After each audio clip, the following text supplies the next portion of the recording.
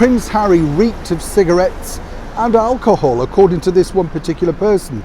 But what is the real truth behind that story? And once again, whether you like Harry and Meghan or not, are people now exploiting them against all odds? Hi, good morning, Neil Sean here in the heart of London. Wonderful to have your company. Thank you to all the brand new subscribers. Lovely to welcome you too. And as I often say here on the show, it's interesting, isn't it, to note, because as we know with Harry and Meghan, as they've left the British royal family, they're now on their own as micro celebrities. They can pay all the best PR teams in the world, but they can't stop the influx of negativity. Simply because, you know, when you see it, you do have to look and say, well, how could any PR person stop it? It becomes incredibly difficult.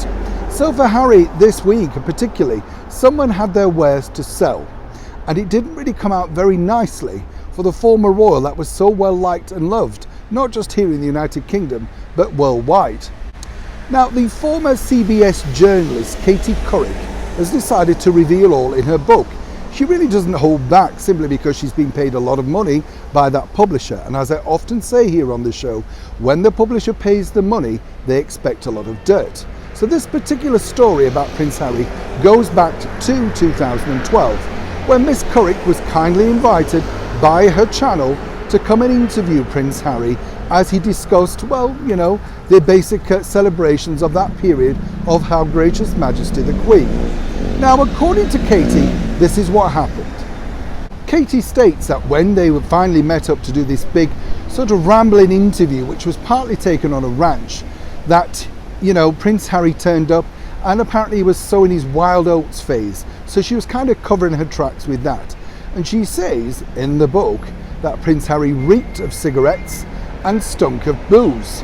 Now, you know, it's very difficult to disclaim that, isn't it? Because we do know that Prince Harry did smoke at the time. Apparently now he's given up that filthy habit, so that's a positive at least. But what's interesting to note, as I say, is that Miss Couric is very vicious in her approach to, well, reveal it all in a book. And a lot of people might say, well, you know, she could be true. I had the pleasure, misfortune, whichever you want to call it, of meeting Miss Couric when I worked for CBS News here in London. What was interesting was, at that time, she was the highest paid newsreader in the world, around about $8 million a year. And it was interesting because when she turned up at the London studios, we were told to do this.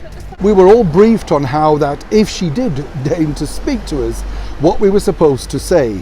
No eye contact, no asking for pictures, no autographs. Fine by me, I'd got no idea who she was. You know, she may have been big over in America, but we had really no idea over here. But apparently she was touring the bureaus across Europe so that she knew who she'd be interacting with. It's farcical in itself, simply because Miss Couric decided not to bother speaking to people who she felt were simply underlings, as you can imagine, which was odd in itself because I will be one of the people that she will be connecting with over here in London, but I wasn't deemed worthy enough. I didn't bother about that. I barged up and introduced myself, but I quickly got bored of the fake smile and the dead eyes, you know, of lack of sincerity, shall we say. Interesting then that when you're selling a book, her change of story really didn't mention that. Of course, when she met Prince Harry, she gushed about him on camera, gushed about him to all the crew.